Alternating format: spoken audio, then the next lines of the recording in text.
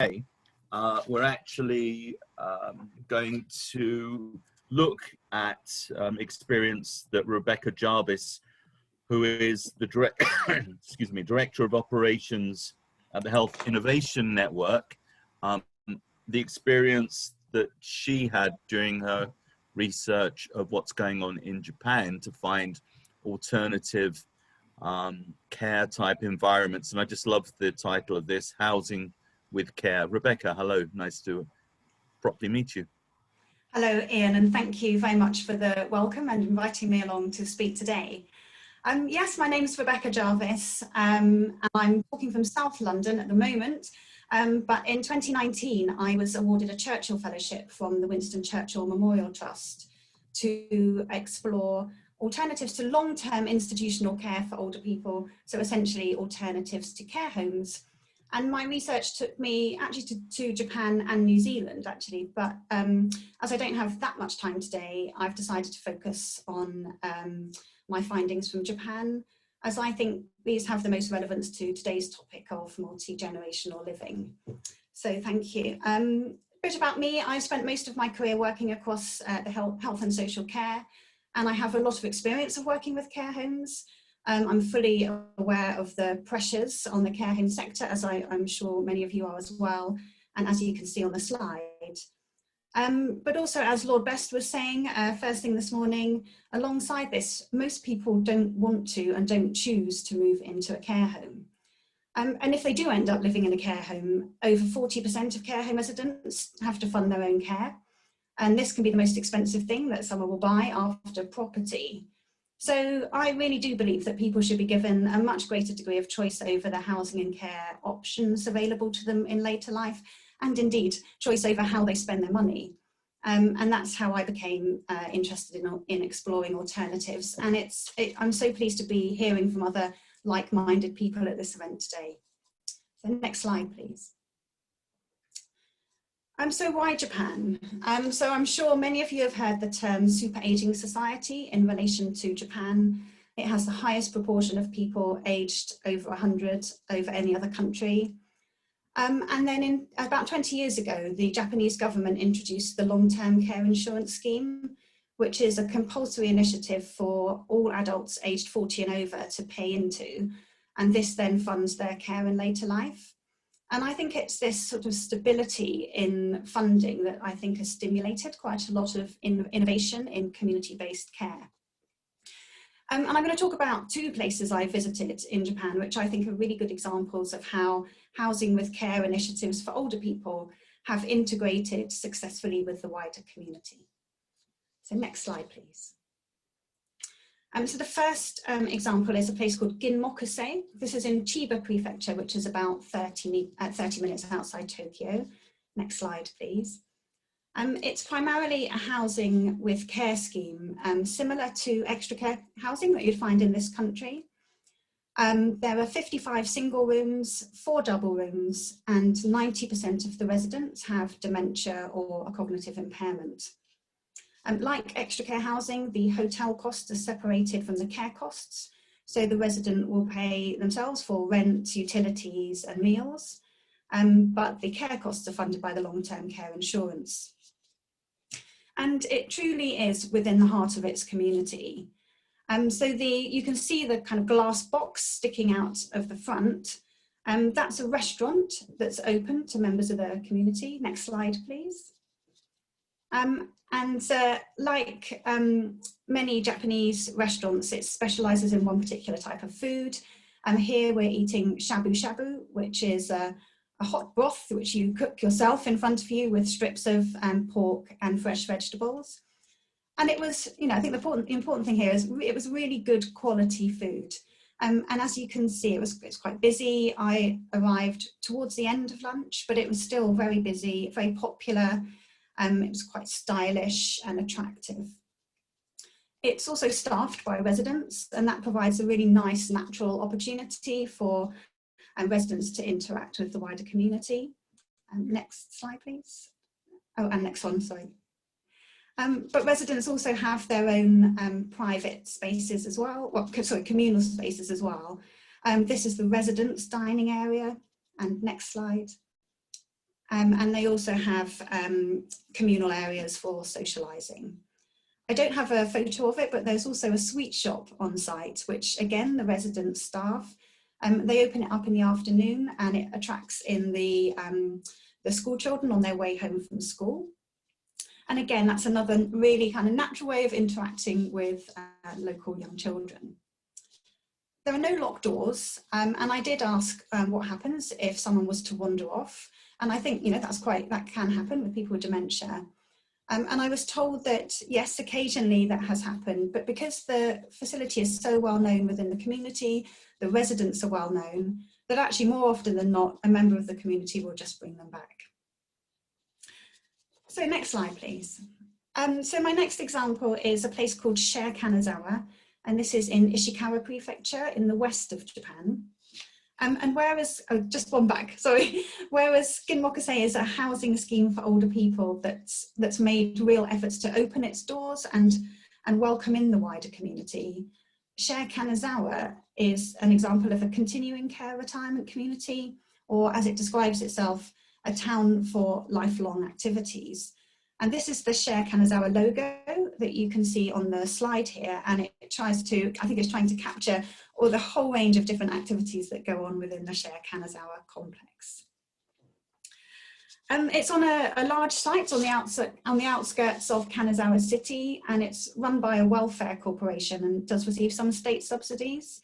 It was actually started in the 1960s to provide facilities for children with disabilities, but over time it's expanded to support all ages, and also includes housing with care for older adults, which was of course my particular interest.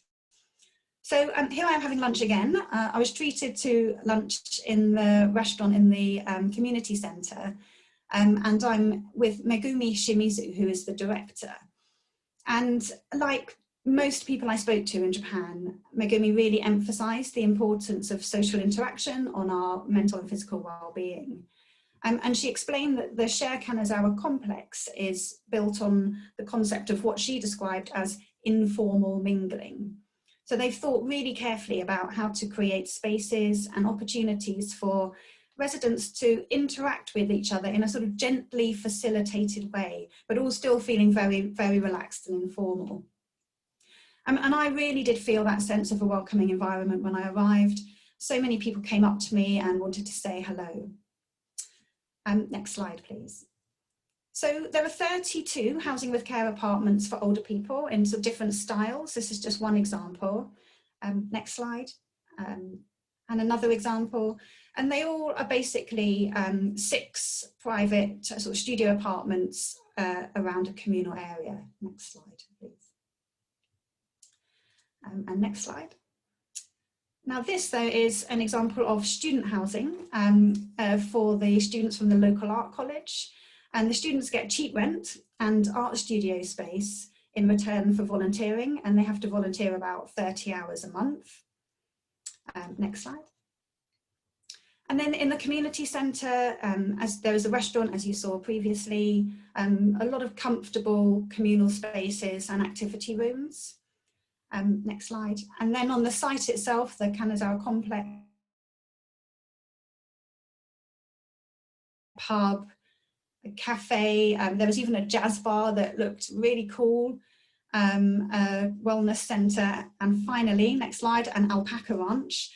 And these facilities can be used by local people who don't live on the Share Kanazawa site. And of course, having something like an alpaca ranch with live alpacas is obviously going to attract in young families. And there really was a strong sense of community at Share Kanazawa. I don't think I've done it justice in this sort of whistle-stop tour, but it's a community of many generations where they truly do provide mutual support to one another. And it was really quite a special, unique place. So just some concluding thoughts from me. I think sometimes housing with care for older people can be criticised as warehousing or ghettoing older people and cutting them off from their communities. But I hope what you've seen today is with the examples I've shared with you, that these are examples of places that have been really successful in not doing that. And I think this approach of engaging with the wider community really does bring with it a number of benefits. So opportunities for social interaction is so important. When people are socially active, other things naturally follow, like good diet and good nutrition, as socializing quite often involves eating, and of course physical activity. And the culture of mutual support has so many benefits. Just from the examples we've seen, the students benefiting from having older mentors around, people with dementia enjoying the presence of younger children. For the housing provider themselves, there's no need to market the facility. It's already well known within the community, and if they've done it well, it's known and loved. And finally, and perhaps most importantly, it normalizes aging. And just a final thought from me was, in order to create facilities that are genuinely used by the whole community, they really do need to be attractive, comfortable and welcoming, places where people want to and choose to visit, but with that added benefit of being safe places where people can get support. And I think Japan does that really well. And I think there's a lot we can learn from Japan in terms of developing these industry standards for multi-generational living. Thank you. Thank you very much, Rebecca. That's really interesting, and it actually prompted a thought. In 2019, I went to Beijing, and I was entertained and shown the city by local authorities. And what they're doing is a hybrid version of this you may or may not be familiar with. So Beijing used to have literally every second street a coal factory. They used to manufacture their own energy locally and then delivered. So obviously they're no longer using these coal factories. So they are transforming them all over a period of time into very similar type of environments, which are actually creches for older adults.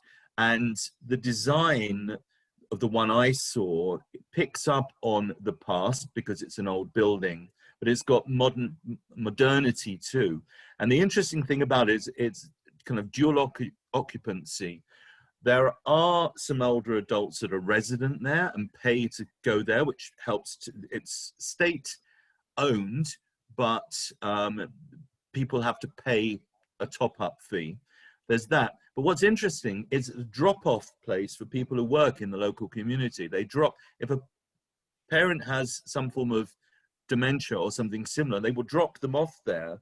So they're actually free during the day and they pick them up again at night. So it just kind of keeps an eye on them. And it just reminds me very much of especially the first example you provided, because the communal eating is the same thing, and they invite other people in to that process, and you get this kind of collaborative approach where, you know, the children of the older adults will come in and eat with them, which keeps it kind of fresh.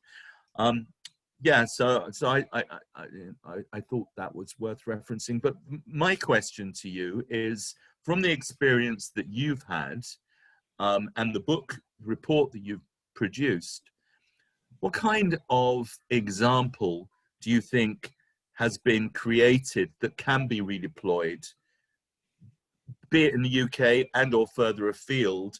How would it inform the development of a standard like this? So from the examples that I shared with you today, I think the thing that really struck me, which I sort of touched on at the end, was the fact that particularly the restaurants were places that I personally would choose to go to.